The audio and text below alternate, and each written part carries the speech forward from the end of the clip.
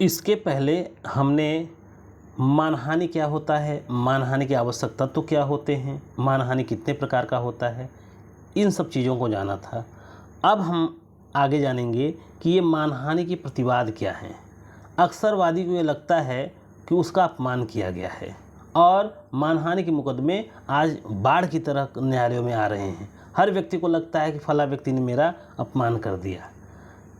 तो ऐसी स्थिति में प्रतिवादी के पास क्या बचाव है, प्रतिवादी किन आधारों पर अपना बचाव करेगा, यह भी महत्वपूर्ण है और यही आज हमको यहाँ जानना है। अब कृत्य विधि में मानहानि के कुछ बचाव दिए गए हैं, तो आइए इसको देखते हैं। मानहानि के बाद में प्रतिवादी अपने बचाव में निम्नलिखित प्रतिवाद प्रस्तुत कर सकता है। क्या है प्रतिवाद? दोस्तों, प्रतिवाद बहुत है। अब आप आईपीसी जो देखे होंगे वहाँ पर प्रतिवाद 499 में 10 स्पष्टीकरण दिया गया है, 10 बचाव दिए गए थे। बीएनएस में भी लगभग 10 बचाव अभी भी वो बने हुए हैं, लेकिन वो 10 बचाव वहाँ हम देखेंगे। यहाँ पर अपकृत विधि के अंतर्गत कुछ सर्वमान्य अपवाद हैं, बचाव हैं, उसको हम देखेंगे। तो पहला है सत्य का औचित्य,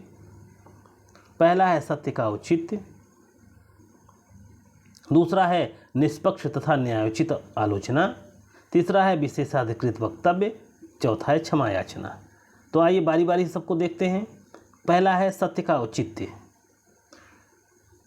जस्टिफिकेशन ऑफ ट्रूथ। यदि प्रतिवादी यह साबित कर दे कि मानहानिकारक कथन सत्य था तो वह मानहानि के अपकृत का दोषी नहीं होगा, भले ही उसने ऐसा प्रकाशन दुर्भावनापूर्वक किया हो। प्रतिवादी के लिए यह आवश्यक नहीं है कि वह प्रत्येक शब्द को साबित करे। कहने का मतलब, अगर जो बात सत्य है तो सत्य है। सत्य बात कैसे अपमानजनक हो सकता है? ठीक है, तो इस पर एक केस है अलेक्जेंडर वर्सेस एनई रेलवे के मामले में। प्रतिवादी यह कथन प्रकाशित किया कि वादी रेल टिकट के बिना पकड़े जाने पर 3 माह का कारावास की सजा भुगत चुका है। इस आधार पर, इस प्रकाशन पर वादी कोर्ट गया। न्यायालय ने यह तथ्य सही पाया, जबकि वास्तव में वादी, ये अलग बात है कि मात्र 2 माह की सजा भुगता था, लेकिन प्रतिवादी ने जो बात मानहानिकारक दोष में बोला था कि 3 माह, वो कुछ गलत था, लेकिन वह बात लगभग सत्य थी। न्यायालय ने यहाँ पर प्रतिवादी को मानहानि के अपराध के लिए दोषी नहीं किया। दूसरा है निष्पक्ष एवं न्यायोचित आलोचना। दोस्तों, लोकतंत्र में निष्पक्ष और न्यायोचित आलोचना यदि न किया जाए तो कैसा लोकतंत्र? इसीलिए यह अगर यदि व्यक्ति निष्पक्ष और न्यायोचित आलोचना कर रहा है, उसको इस बात का डर हो कि हमारे ऊपर मुकदमों की बाढ़ आ जाएगी मानहानि की, तो कैसे कोई निष्पक्ष आलोचना करेगा? निष्पक्ष आलोचना भी लोकतंत्र को जीवित रखने के लिए बहुत अनिवार्य है। आइए इसको जानते हैं। प्रत्येक व्यक्ति को यह अधिकार है कि वह सार्वजनिक हित के प्रश्नों पर अपना विचार प्रकट करे। यदि निष्पक्ष एवं न्यायोचित आलोचना से किसी की मानहानि होती है तो प्रतिवादी उसके लिए दायी नहीं होगा, बशर्ते कि समालोचना लोकनीति से संबंधित हो, आलोचना न्यायोचित हो, दुर्भावना से प्रेरित न हो, आलोचना लोकहित में हो, तो ऐसी आलोचनाएं मानहानिकारक नहीं होती। विशेषाधिकृत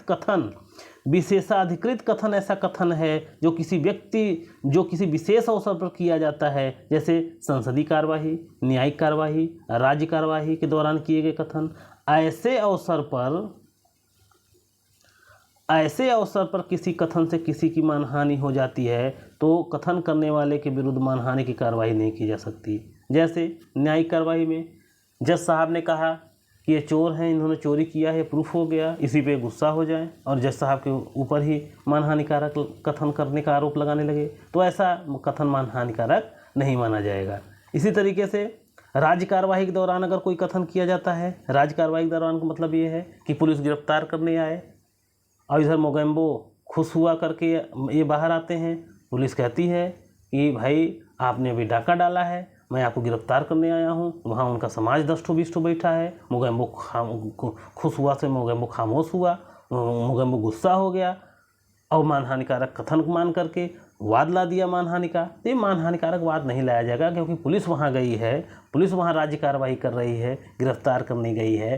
तो अगर कोई कथन वो कर देती है जो मानहानिकारक आपको प्रतीत होता है तो वह मानहानिकारक नहीं माना जाएगा। क्षमा याचना, अगला है क्षमा याचना।